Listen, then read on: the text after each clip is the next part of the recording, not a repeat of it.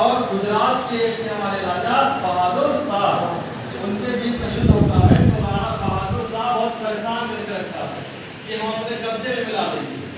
तो रानी जो कर्णावती होती हैं वो सहायता मांगने के लिए एक कंगन और एक धागा भेजती है किसके पास? हुमायूं के पास।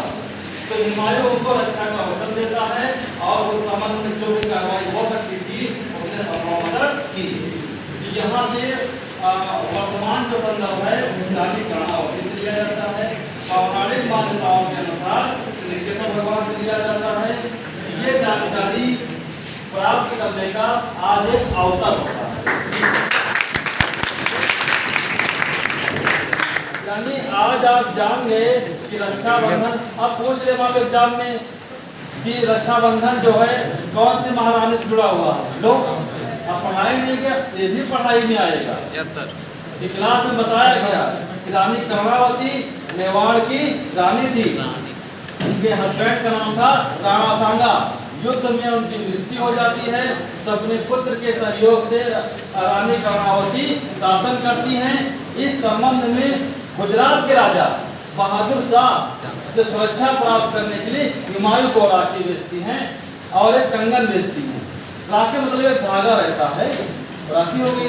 तो उस तो हुमायूं क्योंकि परंपरा इस्लाम में तो थी नहीं है तो समझते हैं, उसकी भावना को समझते हैं। उस भावना को समझते हुए हुमायूं भाई का फर्ज अदा करते हैं। समझे बात को? वर्तमान संदर्भ में इसका प्रसंग ये है कि यदि एक भाई अपना कर्तव्य समझने लगे तो महिलाओं का शोषण 1% भी नहीं रह जाएगा। 5% नहीं, 1% भी नहीं रह जाएगा। इसलिए इसका आयोजन किया गया है कि प्रत्येक लड़के को अपने भाई का कर्तव्य समझना चाहिए जो हमारे अंदर नहीं रह गया है। वह हम लोग क्या करते हैं कि यहाँ पे ये हो रहा है, वहाँ पे हो रहा है, जबकि हमारे अंदर तो भाई जिंदा ही नहीं है। जब हमारे अंदर का भाई नहीं जिंदा है तो सुरक्षा कैसे होगी? और इसके लिए आपने युद्ध तलवार लेके नहीं जाना है। जो आपकी सीमा में है वो आपके परिवार की बहन हो सकती है, आपके घर की बहन हो सकती है ना? ऐसे ही बहन हो सकती है। बहन के लिए कोई अलग से नियम थोड़े ना आता है, चाहे जिसको बहन हो, आपकी क्षमता के अनुसार चाहे भी काम हो।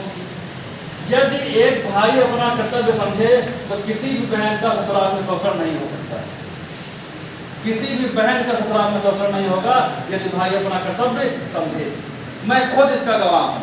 हमारी छोटी सिस्टर हैं, उनके यहाँ मतलब ऐसे ही जानते ससुराल में प्रॉब्लम्स होती हैं, तो ऐसी छोटी सी प्रॉब्लम थी और हम तक आती ही नहीं थी। हमको जैसे ही जानकारी मिली हमने तुरंत पिताजी को कॉल कर दिया, तुरंत। और हमने कहा ये प्रॉब्लम सुबह से हमको दिखनी नहीं चाहिए। आपके पास पैसा ना लो हमसे लो, लेकिन जो प्रॉब्लम है ये नहीं दिखनी चाहिए, नहीं तो आपका घर नहीं रहेगा। इतनी बात हमारे कहने से सारी समस्याएं दूर हो गई। समझे? तो ये बहन के लिए भाई की ताकत होती है जो आपके अंदर भी होनी चाहिए। अन्यथा क्या मतलब है? नौकरी लग जाएगा ना, कोई मतलब नहीं। यदि आप अपना समाज अपने घर के प्रति अगर अपनी जिम्मेदारी नहीं समझते हो तो कोई मतलब आपकी नौकरी का भी नहीं है। इसलिए ये जो रक्षाबंधन होता है ये हमारे समाज की हमारी महिलाएं हैं। अच्छा, महिलाओं का शोषण होता क्यों है? जानते हो क्यों? तुम्हारे लिए होता है। यदि अगर तुमको घर से शादी के बाद निकाल दिया जाए ना तो तुम्हारा शोषण शुरू हो जाएगा। एक महिला का उसके घर में शोषण नहीं होता जिस घर में वो पैदा होती है, शोषण होता है ससुराल में, क्योंकि ससुराल वाले उसको बाहर ही समझते हैं, इसलिए होता है। तो कम से कम इतना तो ख्याल रखो कि अपने बाप की पूरी संपत्ति आपके लिए छोड़ के जा रही है तो कम से कम तो सुरक्षा का जिम्मा तो उठा सकते हो ना।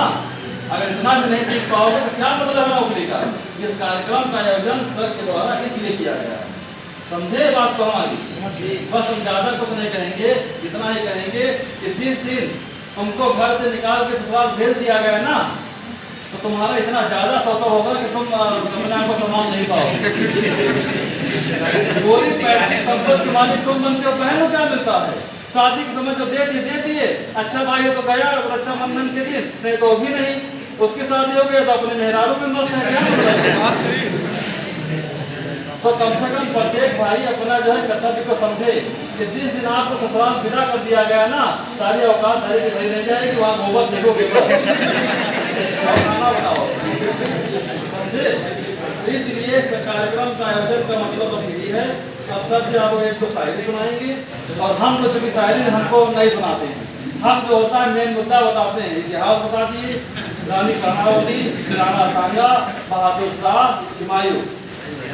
पौराणिक कथाओं के अनुसार श्री कृष्ण भगवान, उसमें दो किस्से हैं। एक शिशुपाल का वध करते हैं, उनको चोट लग जाती है, तब द्रौपदी बांटती हैं तो भाई बहन का रिश्ता तय होता है। और दूसरा, गन्ने की एक चीर मांगने से लग गई थी, उनकी जो पत्नी थी रुक्मणी, ये जाओ डॉक्टर को बुलाओ, पट्टी लेके आओ। लेकिन भाई बहन का प्यार अलग ही होता है। उन्होंने तुरंत उनको दर्द का एहसास हुआ द्रौपदी को कि हमारे भाई को चोट लग गई है। और ये भी जान लो, तुम ही नहीं, जिंदगी भर जब तक बहन की सांस रहती है वो अपने भाई की तरफ ही बोलती है, और ससुराल में कितना भी मजबूत हो। इसलिए जो भाई बहन का रिश्ता होता है वो अनमोल होता है, उसमें रोज 2 घंटे बात करने की जरूरत नहीं पड़ती है। हमारी जो बहनें हैं मैं उनसे कभी नहीं बात करता हूँ, लेकिन अगर हमको एहसास दर्द है तो हमारे आंखों में आंसू आ जाते हैं। ये होता है रिश्ता।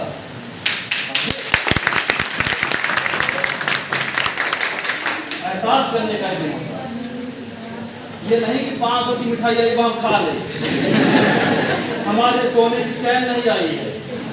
ये सिर्फ एहसास होता है, खर्चीला बना दिया है हमारे आपकी सोच ने। नहीं, इसमें खर्चा नहीं होता है। ये सिर्फ भाई के ऊपर एहसास होता है बहन का, और बहन के ऊपर भाई का एहसास होता है। जिसको आज कॉल दिया गया है कि काजू कतरी आई है कि हमारी लाठी आई है ना, ठीक है। ज्यादा हम और नहीं बोलते हैं, सब देवता वही बोलते हैं। सब्जी और सब्जी शायरी में माहिर है।